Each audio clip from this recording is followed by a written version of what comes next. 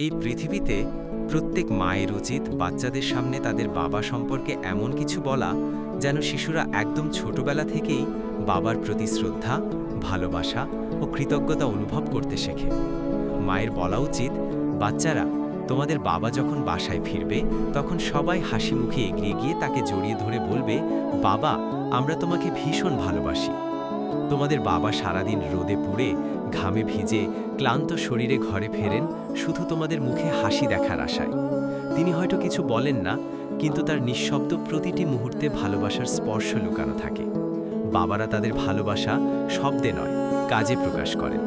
তোমাদের স্কুল ফিস সময় মতো দেওয়া, নিজে না খেয়ে তোমাদের খাওয়ানো, পড়ানো, ঘুম ভেঙে তোমাদের ঘুমাতে দেখা, এসবই তাদের না বলা ভালোবাসার ভাষা।